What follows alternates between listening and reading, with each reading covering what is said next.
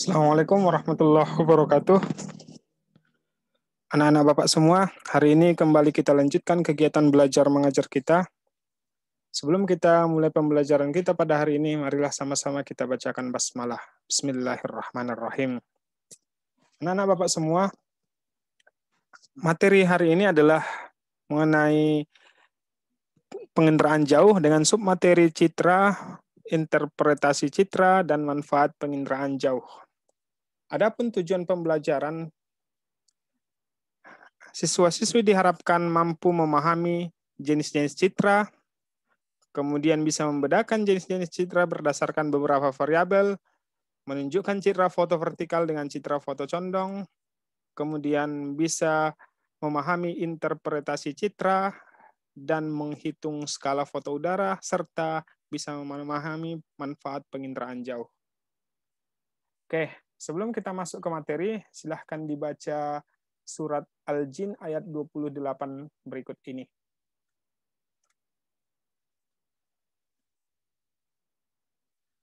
Setelah dibaca, kemudian pahami artinya, kemudian kaitkan dengan materi kita hari ini. Oke, anak-anak Bapak semua, sekarang kita langsung masuk ke pembahasan materi. Citra penginderaan jauh atau yang sering disebut dengan citra. Citra ini adalah gambar yang merupakan hasil dari penginderaan jauh atau sering disebut dengan citra. Jadi gambar dari hasil yang dilakukan oleh penginderaan jauh. Kemudian citra ini juga bisa ditafsirkan atau diartikan sebagai gambaran yang terekam oleh kamera atau sensor. Citra adalah gambaran suatu objek yang tampak pada cermin melalui lensa kamera atau hasil penginderaan yang telah dicetak. Jadi inilah beberapa pengertian tentang citra penginderaan jauh. Jadi kalau dia konsep singkat daripada citra penginderaan jauh ini adalah hasil dari penginderaan jauh atau gambar atau foto hasil penginderaan jauh, hasil perekaman. Oke, kita lanjutkan. Hasil proses rekaman data penginderaan jauh tersebut berupa yang pertama data digital atau data numerik untuk dianalisis dengan menggunakan komputer. Yang kedua, data visual dibedakan lebih jauh atas data citra dan data non-citra untuk dianalisis dengan cara manual.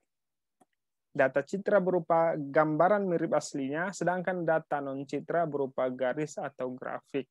Itulah dia hasil proses rekaman data penginderaan jauh.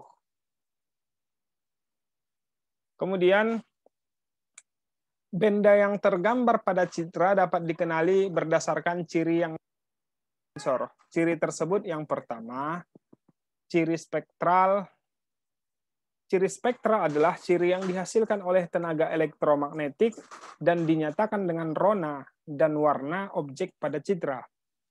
Jadi rona di sini adalah tingkat kehitaman dan keabuan suatu objek pada citra.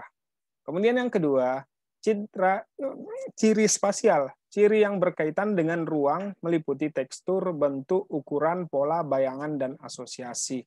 Kemudian yang ketiga, ciri temporal adalah ciri yang berkaitan dengan umur benda dan waktu pada saat perekaman. Jadi inilah dia ciri-ciri daripada citra, ciri spektral, spasial, dan ciri temporal. Jadi silahkan dipahami yang tiga ini.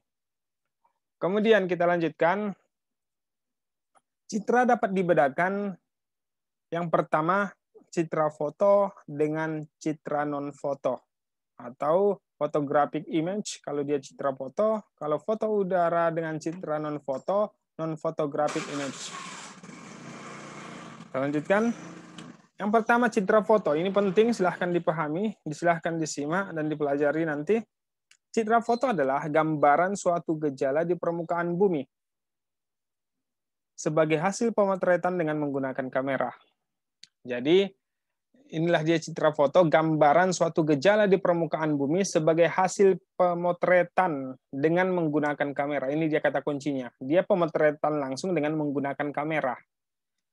Citra foto dibedakan dasar spektrum elektromagnetik yang digunakan, posisi sumbu kamera, sudut liputan kamera, jenis kamera, wahana yang digunakan, dan sistem wahananya.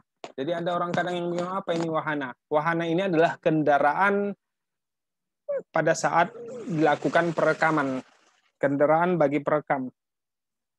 Kemudian yang pertama, citra foto ini ada yang namanya spektrum elektromagnetik yang digunakan. Maksud daripada spektrum elektronik yang digunakan itu dibedakan atas yang pertama foto ultraviolet, yaitu foto yang dibuat dengan menggunakan spektrum ultraviolet dekat dengan panjang gelombang 0,29 mikrometer. Kemudian foto ortokromatik. Foto ortokromatik yaitu foto yang dibuat dengan menggunakan spektrum tampak dari saluran biru hingga sebagian hijau, biasanya ukurannya 0,4 sampai 0,56 mikrometer. Kemudian yang ketiga, foto pankromatik yaitu dengan menggunakan spektrum tampak mata. Kemudian yang keempat, foto inframerah yang terdiri dari foto warna asli yang dibuat menggunakan spektrum inframerah dekat sampai panjang gelombang 0,9 mikrometer hingga 1,2 mikrometer. Dan inframerah modifikasi atau inframerah dekat dengan sebagian spektrum tampak pada saluran merah dan saluran hijau. Itulah dia spektrum elektromagnetik yang digunakan di dalam citra foto. Kemudian yang kedua, posisi sumbu. Berdasarkan posisi sumbu, kamera terhadap permukaan bumi, citra foto dibedakan menjadi dua jenis, yaitu citra foto vertikal dan citra foto condong. Citra foto vertikal adalah atau sering juga disebut dengan yang namanya foto tegak atau ortofotograf, yaitu foto yang dibuat menggunakan sumbu kamera tegak lurus terhadap permukaan bumi. Itu dia foto vertikal. Kemudian yang kedua, citra foto condong, yaitu citra foto yang dibuat dengan posisi sumbu kamera miring, umumnya membentuk sudut sebesar 100 atau lebih. Ya, ini untuk sudutnya 100 atau lebih. Biasanya 10 derajat atau lebih besar dari itu pun bisa. Jadi foto condong ini dibedakan lagi menjadi ada foto agak condong, yaitu apabila cakrawala tidak tergambar pada foto. Sedangkan yang kedua, foto sangat condong, yaitu apabila pada foto tampak cakrawalanya. Itu dia bedanya. Kemudian yang ketiga, jenis kamera. Jenis kamera ini berdasarkan kamera yang digunakan, citra foto dibedakan menjadi dua jenis, yaitu citra foto tunggal dengan citra foto jamak. Jadi citra foto tunggal ini adalah citra foto yang dibuat dengan kamera tunggal. Oleh karena itu, setiap objek hanya tergambar dalam satu lembar foto. Sedangkan citra foto jamak, yaitu citra foto yang dibuat pada saat yang sama dan menggambarkan objek liputan yang sama. Oke, kita lanjutkan. Yang keempat, warna yang digunakan. Berdasarkan warna yang digunakan, citra foto dapat dibedakan atas. Yang pertama, foto berwarna semua. Warna citra pada foto tidak sama dengan warna aslinya. Misalnya, pohon-pohon yang berwarna hijau dan banyak memantulkan spektrum inframerah, sedangkan pada foto tampak berwarna merah. Itu dia bedanya. Kemudian ada foto berwarna asli, yaitu contohnya foto pankromatik berwarna. Kemudian, sistem wahana, ya, kendaraan saat merekam. Berdasarkan wahana yang digunakan, citra foto dibedakan menjadi dua jenis, yaitu citra foto udara dan citra foto satelit. Kalau dia wahananya foto udara, yaitu citra foto yang dibuat menggunakan wahana yang bergerak di udara, ya. Kendaraannya bergerak di udara, contohnya layang-layang, balon udara atau pesawat terbang atau baling-baling. Kemudian kalau dia citra foto satelit, wahana yang digunakan itu adalah citra foto yang dibuat menggunakan wahana yang bergerak di ruang angkasa, umumnya adalah satelit. Itulah dia beda citra foto udara dengan citra foto satelit ketika dilihat dari wahana yang digunakan. Kemudian citra non-foto. Citra non-foto adalah gambar atau citra tentang suatu objek yang dihasilkan oleh sensor bukan kamera dengan cara memindai atau scanning. Jadi citra adalah gambar. Ya, itu adalah istilah daripada citra, gambar tentang suatu objek yang dihasilkan oleh sensor, bukan kamera. Kalau di citra foto tadi menggunakan kamera, kalau di citra non-foto tidak menggunakan kamera. Jadi citra non-foto dibedakan atas dasar yang pertama spektrum elektromagnetik yang digunakan, sensor yang digunakan, dan wahana yang digunakan. Kita lihat, kalau dia spektrum elektromagnetik yang digunakan, berdasarkan spektrum elektromagnetik yang digunakan, citra non-foto dibedakan menjadi 3 jenis. Yang pertama citra inframerah termal. Ya, tadi citra inframerah saja, ini citra inframerah termal, yaitu citra yang dibuat dengan menggunakan spektrum inframerah termal. Kemudian yang kedua citra radar, yaitu citra yang dibuat dengan menggunakan spektrum gelombang mikro dan sumber tenaga buatan. Yang ketiga citra gelombang mikro, yaitu citra yang dibuat dengan menggunakan spektrum gelombang mikro. Inilah dia spektrum yang digunakan pada citra non-foto. Jadi berbeda dengan citra foto spektrum yang digunakan. Yang B, sensor yang digunakan. Berdasarkan sensor yang digunakan, citra non-foto dibedakan menjadi 2, yaitu citra tunggal dan citra multispektral. Jadi sensor yang digunakan yang pertama namanya citra tunggal, yaitu citra yang dibuat dengan menggunakan sensor tunggal. Yang kedua citra multispektral, yaitu citra yang dibuat menggunakan sensor saluran jamak. Kemudian yang ketiga, wahana yang digunakan di dalam citra non-foto. Berdasarkan wahana yang digunakan, citra non-foto dibedakan menjadi 2, yaitu citra dirgantara dengan citra satelit. Jadi wahananya yang pertama adalah citra dirgantara, yaitu citra yang dibuat dengan wahana yang beroperasi di udara atau dirgantara. Contoh, citra inframerah, termal, citra radar, citra MSS, citra dirgantara ini jarang digunakan. Ya, perlu digarisbawahi bahwa citra dirgantara ini sangat jarang digunakan di dalam rekaman. Kemudian citra satelit, yaitu citra yang dibuat dari antariksa atau luar angkasa atau satelit.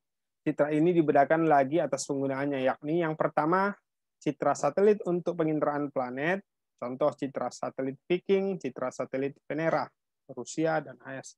Kemudian citra satelit untuk penginderaan cuaca, contohnya NOAA dari Amerika Serikat, citra meteor dari Rusia. Kemudian yang ketiga, citra satelit untuk penginderaan sumber daya bumi, contohnya citra Landsat dari Amerika Serikat, citra Soyuz dari Rusia, dan citra Speoid dari Prancis. Citra satelit untuk penginderaan laut, contohnya citra Siasat AS Amerika Serikat, citra MOS dari Jepang. Inilah dia citranya sesuai dengan wahana yang digunakan. Kemudian inilah dia perbedaan citra foto dengan citra non-foto. Ini perlu dipahami, kalau ya dipahami betul-betul apa perbedaan citra foto dengan citra non-foto. Ini variabel pembeda jenisnya. Kalau dia variabel pembeda jenisnya, kalau di sensor, kalau di citra foto menggunakan kamera. Sensor yang digunakan di dalam citra foto kamera, sedangkan sensor yang digunakan pada citra non-foto non-kamera. Berdasarkan penyamaan scanning kamera yang detektornya bukan film. Ya, jadi citra non-foto kamera detektornya bukan film. Sedangkan di sini variabelnya selanjutnya adalah detektor. Citra foto menggunakan film, sedangkan kalau citra non-foto detektornya adalah pita magnetik, termistor, fotokonduktif, fotovoltaik, dan sebagainya. Kemudian proses perekamannya kalau dia citra foto yaitu fotografi atau kimiawi. Sedangkan kalau proses perekaman di citra non-foto elektronik. Kemudian mekanisme perekaman citra foto serentak, kalau di citra non-foto parsial. Kemudian spektrum elektromagnetik, spektrum tampak kalau di citra foto, sedangkan di citra non-foto spektra tampak dan perluasannya termal, gelombang, dan gelombang mikro. Itu dia perbedaan citra foto dan citra non-foto, silahkan dipahami nanti. Kemudian interpretasi citra. Ya, ini masuk kita ke materi interpretasi citra. Ini menurut ST sebenarnya bahwa interpretasi itu merupakan perbuatan mengkaji foto udara atau citra dengan maksud untuk mengidentifikasi objek dan menilai arti penting objek tersebut. Kemudian yang kedua, di dalam interpretasi citra, penafsiran mengkaji citra dan berupaya mengenali objek melalui tahapan kegiatan, yaitu deteksi, identifikasi, dan analisis. Sedangkan menurut Sutanto pada dasarnya, yaitu interpretasi citra terdiri dari dua kegiatan utama, yaitu perekaman data dan penggunaan data. Itu dia. Kemudian, adapun unsur-unsur interpretasi citra ini penting, jadi harus dipahami. Ada beberapa hal yang perlu diperhatikan dalam mengamati penampakan objek dalam foto udara. Yang pertama, rona dan warna. Ini sudah disebutkan bahwa rona itu adalah tingkat kecerahan atau kegelapan suatu objek yang terdapat dalam foto udara atau citra lainnya. Contohnya, jalan akan lebih gelap. Ya, jalan akan lebih gelap jika dibandingkan dengan tanah lapang. Jalan akan lebih gelap jika dibandingkan dengan tanah lapang. Kemudian yang kedua, bentuk atau gambar yang terdapat pada foto udara merupakan konfigurasi atau kerangka suatu objek. Contoh, gedung sekolah pada umumnya berbentuk huruf I, L, dan U, atau 4 persegi panjang. Kemudian yang ketiga, ukuran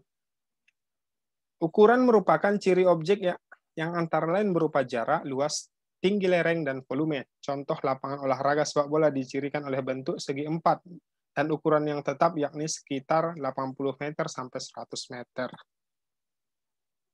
Kemudian kita lanjutkan yang keempat, tekstur. Tekstur adalah frekuensi perubahan rona pada citra. Tekstur dinyatakan dengan 3 kategori, kasar, halus, dan sedang. Maksudnya apa? Misalnya hutan bertekstur kasar. Kemudian belukan bertekstur sedang, dan semak bertekstur halus. Kemudian yang kelima, pola. Pola atau susunan keruangan merupakan ciri yang menandai bagi banyaknya objek bentukan manusia dan bagi beberapa objek alamiah. Jadi ini bagian daripada bentukan daripada manusia ataupun susunan keruangan. Misal, ya, bisa pola aliran sungai menandai struktur geologis, ya. Bisa juga nanti pola permukiman masyarakat dan lain-lain. Kemudian yang keenam, bayangan. Bayangan bersifat penyembunyian detail atau objek yang berada di daerah gelap. Meskipun demikian, bayangan juga dapat merupakan kunci pengenalan yang penting bagi beberapa objek yang justru dengan adanya bayangan menjadi lebih jelas. Contoh, lereng terjal tampak lebih jelas dengan adanya bayangan. Kemudian yang ketujuh, situs. Situs adalah letak suatu objek terhadap objek lainnya di sekitarnya. Contohnya, permukiman pada umumnya memanjang pada pinggiran beting pantai, tanggul alam, atau sepanjang tepi jalan. Kemudian yang kedelapan, asosiasi. Asosiasi adalah keterkaitan antara objek yang satu dengan yang lainnya. Contoh, stasiun kereta api berasosiasi dengan jalan kereta api yang jumlahnya lebih dari satu cabang. Konvergensi bukti yang ke-9. Konvergensi bukti ialah penggunaan beberapa unsur interpretasi citra sehingga lingkupnya menjadi semakin menyempit ke arah satu kesimpulan tertentu. Contoh, tumbuhan dengan tajuk seperti bintang pada citra menunjukkan pohon palem. Kemudian ini nanti rumus mencari skala pada foto udara. Ya, rumus mencari skala pada foto udara ini ada 2. Yang pertama, S sama dengan H dikurang H kecil, H besar dikurang H kecil dibagi F. Jika ada diketahui tinggi objek. Ketika tidak ada diketahui tinggi objek, langsung saja S sama dengan H dikurang F. Itu bedanya ya. Kok ini sama sebenarnya, cuman terkadang ada yang diketahui tinggi objek. Ketika ada yang diketahui tinggi objek, maka gunakan rumus ini. Ketika tidak ada diketahui tinggi objek, maka gunakan rumus S sama dengan H per F. Itu bedanya. Ini keterangannya. Skala foto udara, panjang fokus kamera, tinggi wahana atau tinggi kendaraan pada saat perekaman, kemudian tinggi objek. Kemudian jika yang diketahui adalah jarak di foto dengan jarak di lapangan, maka gunakan rumus ini. S sama dengan JL per JF. S adalah skala foto udara, JF sama dengan jarak di foto, JL sama dengan jarak di lapangan. Oke, kita lanjutkan. Inilah dia susunan hierarki daripada unsur interpretasi citra tersebut yang tadi baru dijelaskan unsur-unsur interpretasi citra. Mulai dari unsur dasar sampai susunan keruangan rona, sampai mulai dari primer sampai lebih tinggi atau tingkat kerumitannya. Kemudian, ini manfaat penginderaan jauh. Yang pertama, manfaat di bidang kelautan atau oceanografi. Ini ada sebenarnya siasat MOS, pengamatan sifat fisik air laut, pengamatan pasang surut air laut dan gelombang laut, dan pemetaan perubahan pantai seperti abrasi, sedimentasi, dan lain-lain. Itu manfaat di bidang kelautan dan atau oceanografi. Kemudian manfaat di bidang hidrologi, yang pertama pengamatan das, daerah aliran sungai, pengamatan luas daerah intensitas banjir, yang ketiga pemetaan pola aliran sungai, dan yang keempat studi sedimentasi sungai, dan lain-lain. Itu manfaat di bidang hidrologi. Kemudian manfaat di bidang meteorologi dan klimatologi adalah yang pertama pengamatan iklim suatu daerah, analisis cuaca, pemetaan iklim, dan perubahannya. Itu manfaat meteorologi, cuaca, dan klimatologi iklim. Kemudian, manfaat di bidang angkasa luar. Yang pertama, penelitian tentang planet-planet. Yang kedua, pengamatan benda-benda angkasa, dan lain-lain. Kemudian, manfaat dalam bidang sumber daya bumi dan lingkungan. Yang pertama, pemetaan penggunaan lahan, mengumpulkan data kerusakan lingkungan karena berbagai sebab, mendeteksi lahan kritis, pemantauan distribusi sumber daya alam, pemetaan untuk keperluan Hamkamnas, perencanaan pembangunan wilayah. Oke, anak-anak Bapak semua, demikian penjelasan materi mengenai citra, interpretasi citra, dan manfaat penginderaan jauh. Apabila ada yang ingin ditanyakan, silahkan langsung ajukan di grup WA kita. Ataupun bisa nanti berkomentar di Google Classroom. Demikian penjelasan materi untuk hari ini. Bapak sudahi dengan salam. Assalamualaikum warahmatullahi wabarakatuh.